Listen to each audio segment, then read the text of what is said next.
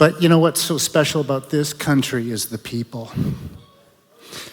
Man, oh man, you guys are so authentic, so real, and I just really admire all of you, and we're coming back. I can tell you that. We are coming back. The trusted one. The trusted one. You know, trust is in everything we do.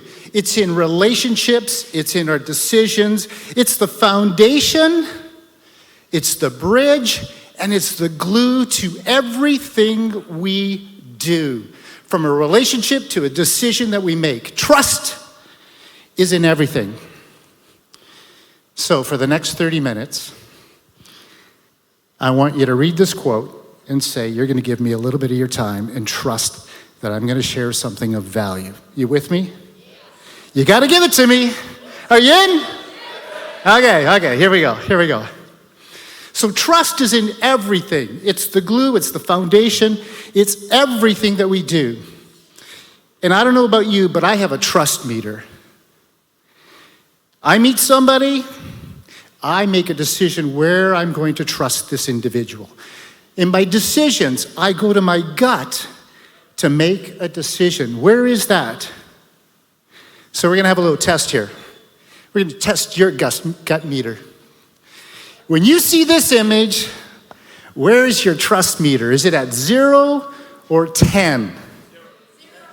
0. I'm going to tell you, my trust meter is at about 2 because I love adventure. I've broken 19 bones in this body, so I like to give it a bit. So I'm going to say I'm probably about a 2. How about this one? My trust meter is at 10. This is my twin brother. And so, as a twin, you got something that is so special. You can trust that man. 60 years with this individual, and I trust him like everything. So when we were hanging out in that beautiful, cozy room with my mom, I said, Jer, trust me. I'm going down the slide first. It's going to be good. It's going to be good. So down I went, and I said, come on out. It's great out here. So this is a 10 out of 10 for me. And this image says everything about my twin brother and I. We just know each other. We could be miles, thousands of miles apart. We know what we're thinking, what the other fellow's thinking. And when it comes to this, gosh, in 2018, when I saw this, my trust meter went right over to about 8. Not 9, not 10, but it was way, way up there. See, everything that I'd done up until that point, 27 years, I was going to be built for this company. This company spoke to me. The moment I saw it, 20 minutes later, I said, I'm moving to this company. And then guess what happened? I met this man, Mr. Glenn Sanford. And then my trust meter went to 10. So I want everybody to stand up and give this man an ovation for what he created. EXP.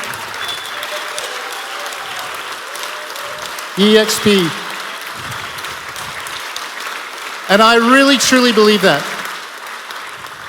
You know, the first event I went to, Glenn walked out on stage and everybody stood up and gave him a standing ovation. That went on for a few years. Now I guess it's just okay. You just walk in and everybody knows that you're just a great guy. But I have so much respect for you, Glenn. And you are the trusted one when it comes to real estate, Glenn. You really are. So I really want to appreciate and honor you for that. So thank you very much. Okay, let's get down to some business. You guys ready? Let's talk some strategy. I can yell too, Brent.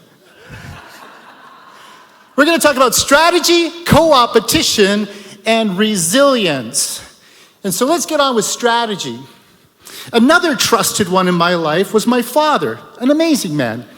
And my father would take us to the fishing hole, and we were guaranteed fish. You know, he would take us to these fishing holes, and he'd say, hey, can you look over there? Can you see all those fish? He would take us to the fishing hole where there was just teeming of fish. And then he'd put the right lure on and say, cast it right over there, Randy. And I'd cast it, and guess what? Fish on. Fish on. Whoa, fish on. My dad was amazing for that. But here's the analogy for us in real estate. There's buyers and sellers in a fishing hole that will bring you business today, bring you business in the next 30, 60, 90 days. Who wants a commission in the next 30, 60, 90 days? Say aye. Aye. So we got to go where the fish are. We got to go where the buyers and sellers are. So number one, Ben talked about open houses or show homes. Brent talked about that. These are people coming to these events called an open house or a show home saying, I am interested in real estate today.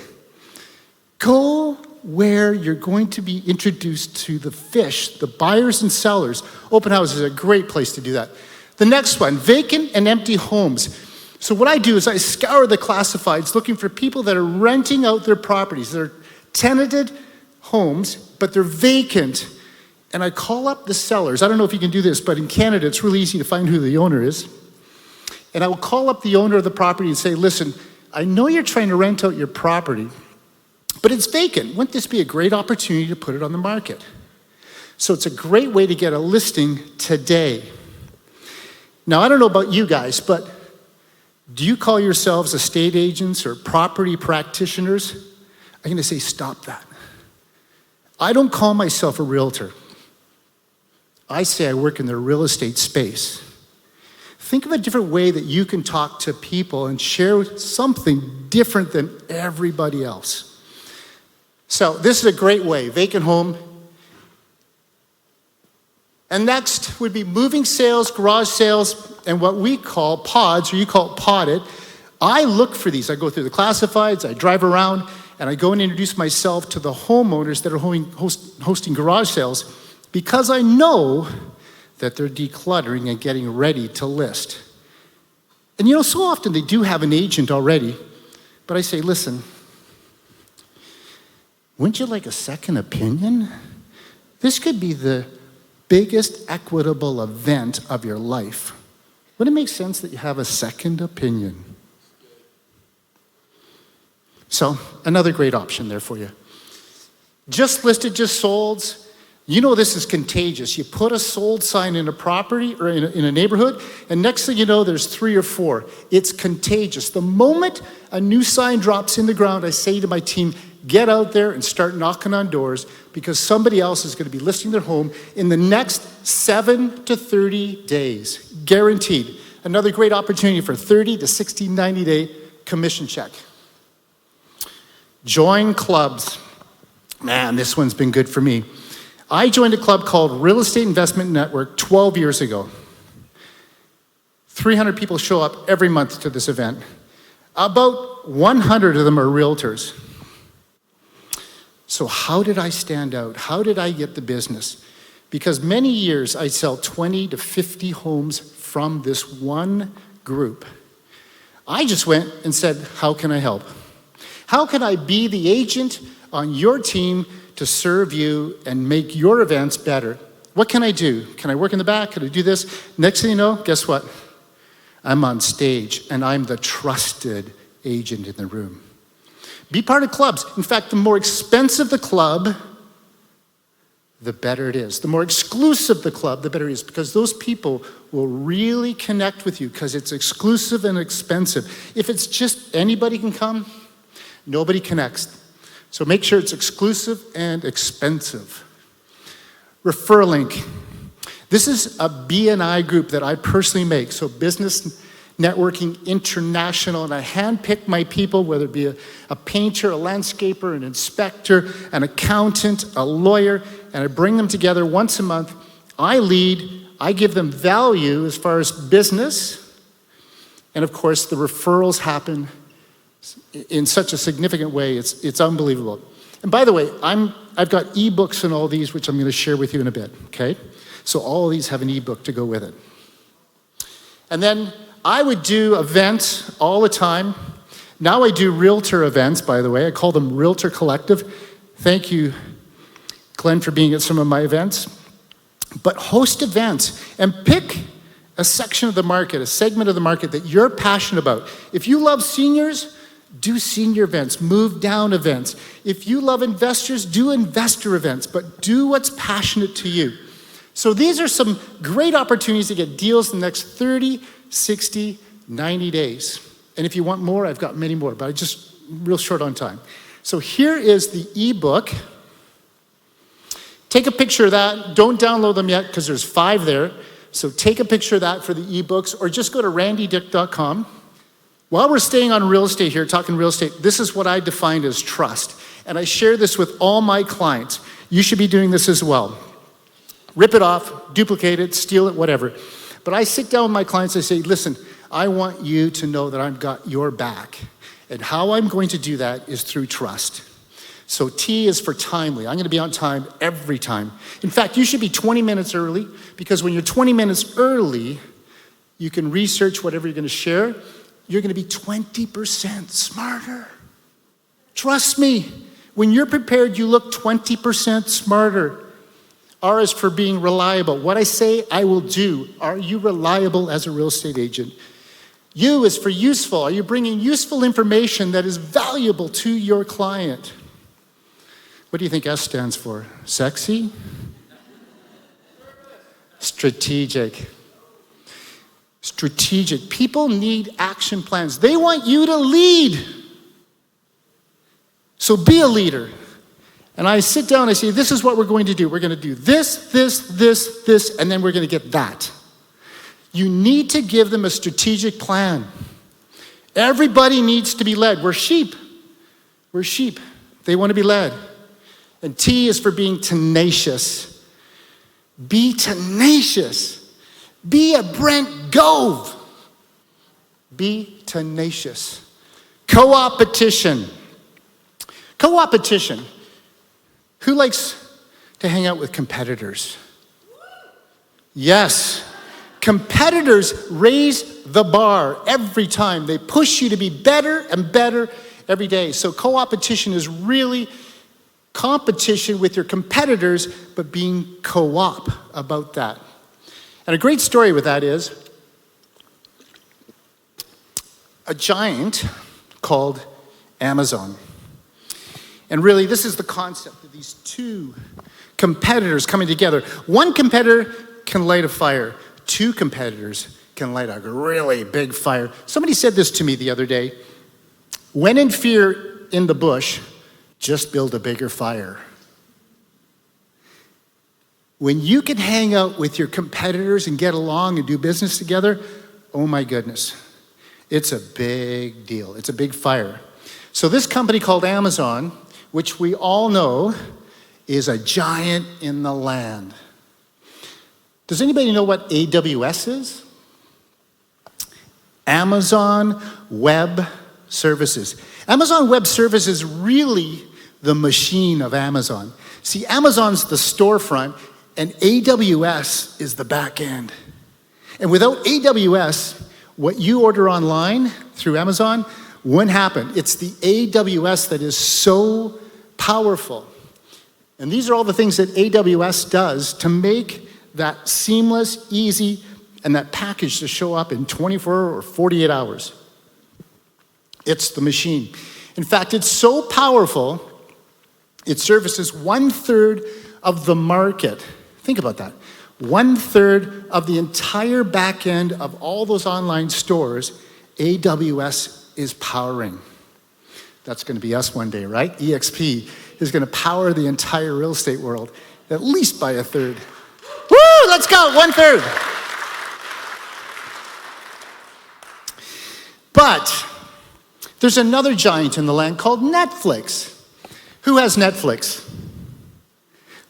Okay, how about Amazon Prime? Most of us have both. Now, Netflix and Amazon are the two streaming giants. In fact, Amazon is 45% of the market around the globe. Prime is 11%, and then the balance, Disney, Hulu, HBO, balance out the rest. But these are two of the biggest. And then one day, Netflix said, we want to be the biggest. And so they realized that they couldn't do it on their own, so they went to their competitor. And the unlikely source was Amazon. So back in 2008, when they were both trying to get into the streaming business, in fact, Amazon was further ahead. They had the back end, remember, AWS? And Netflix says, gosh, we really want to scale. We want to be big. We want to do what we want to do. And they went to their competitor.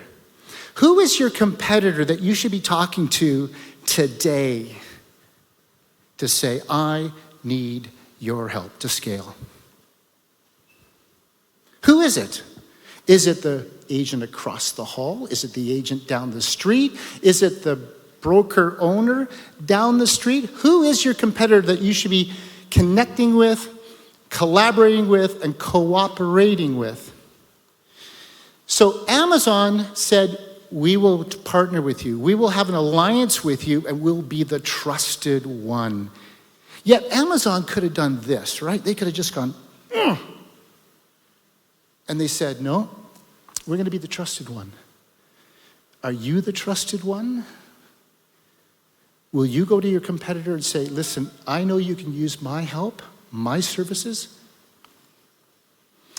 Well, what happened is Netflix blew up. They have over 200 million subscribers around the world. They spend a ton of dough with AWS, so AWS wins. But more importantly,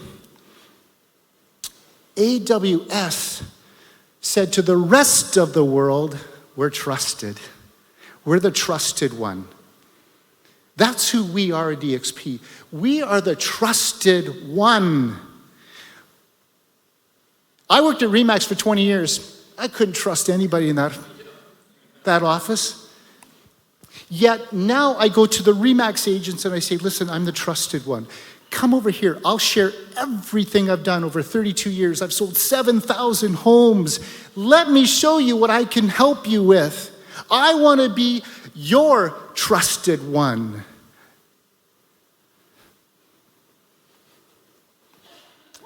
All right. Thanks, Jay. Woo! The trusted one. Okay, enough of that. Let's get into some mindset. Mindset. I love mindset stuff. This is what I really love. This is what I really love to do these days. Mindset is so important. In fact, mindset's probably 80% of everything we do. And one of those things is resilience. Resilience. Resilience comes out of adversity. And it really is a superpower. Who has superpowers in this room? Let's hear it. Come on. Who's got superpowers? Yes, we all have superpowers. Now, superpowers, are they gifted from God? Yes, but they can be nurtured as well. They are gifts that can be nurtured. And we all have a journey. We all have a story. And I just recently finished writing a small book that talked about adversity. And this is one of the quotes out of that book. Adversity defines not who we are, but how we rise. This book was on purpose. Ignite your purpose. And who in this room has not faced adversity? Who in this room has not faced challenging times? We all have. And I want to share a little story out of this book to help us put this home. It goes something like this.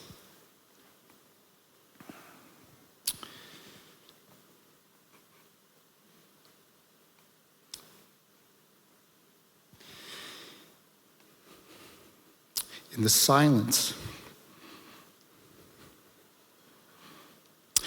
the silence was deafening. Yet in my subconscious, I could hear my twin brother yelling at the top of his lungs, "You've wrecked our motorcycle! You've wrecked the motorcycle!" I mumbled, I can't get up. I can't get up. Help me up. And like he and I had done with each other for 14 years, after a big crash, a fall, a tumble, we would help each other up. And he reached for my left arm and started lifting it up. And I said, no, put it down. Go get help. He put my arm down and he ran for help. Help was a football field away. While I lay in the silence, looking at the amazing May blue sky up against the vibrant green tree leaves, I started piecing the puzzle of this together. See, Jerry and I were supposed to load the skateboard ramp that was sitting on the front driveway because we had choir guests coming to our small country church in southern Alberta for the evening. And then we were going to billet them to our house, and Dad did not want this ugly skateboard ramp sitting on the driveway. So we loaded the skateboard ramp onto the back of the pickup truck, and in that moment, like every moment, it was racers ready. This is just what we did. We were competitive twins that raced to everything, from the bus stop to the table to the bicycle. Whatever it was a race. And there was no starter with a starter pistol saying, are you guys ready? No. We just intuitively knew race was on. Well, my race machine was this motorcycle. And we took off, and through a series of riding errors and too much speed and this and that, I ended up torpedoing off of the motorcycle, helmetless, and headfirst into a building. Hence, I couldn't get up. My father showed up, the trusted one. He was built for this moment, by the way. Adversity and resilience builds you for things you could never imagine. Never imagine. Yet you make it through. And he said, Randy, this is 46 years ago. I'm sorry, guys. It's hit me. He said, can you move your arms? I said, no, Dad. Can you feel your legs? I said, no. Well, one thing led to another, transported to hospital. Almost 2 months through traction and through therapy and operations. And this is what my neck looks like today. It's got 3 vertebrae fused, wired, solid. I spent the next year learning how to walk, poop, eat, everything and anything. But look at this. I'm alive.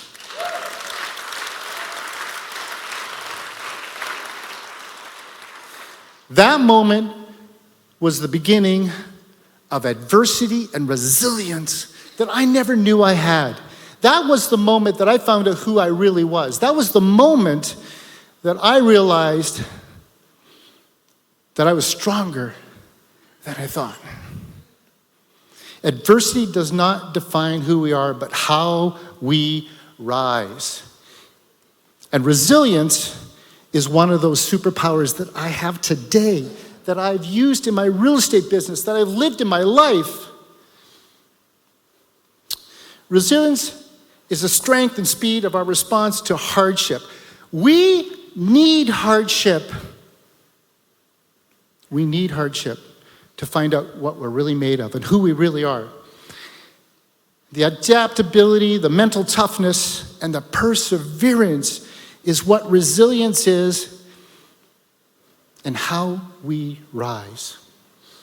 To me, it's really about this, optimism, real optimism, and it's about hope. We all live with hope. We've been given hope, we are hope, and we live in hope. And then it's what we trust in ourselves. Every one of you needs to trust in who you are and what you're doing, and know that hope is there for you each and every day. Are you the trusted one? I know I am the trusted one in my life. I know that I can live with that. And I have other people that trust in me. And resilience is really about doing hard things. And you need to want the hard things because it develops you. You need the hard things in life. You need the hard things in the market. Man, those tough markets that I went through, they made me so good that when the market was easy. But when they were tough, I knew I could survive. And I knew I was going to be better than the rest around me. You need those tough times. And you need to reframe your mind. You need to say, okay, I know this is tough, but this is going to make me better. I'm going to be better at this and then better at that. Reframe your mind. And through time and through stress and through adversity, resilience will cultivate and it will be built. Beyonce says it this way: I don't gamble, but I gamble on myself. Bet on yourself. I bet on myself every day. So I'm going to close out with this. One day we won't be here. One day you won't be able to do what you do. One day you won't be selling real estate. But one day somebody's going to tell a story about you. What is that story? What is that story? What's the story that somebody's saying behind your back? What's the story when you leave the room? That's the story that you need. You are the trusted one. Know that you are, and be the story. Thank you.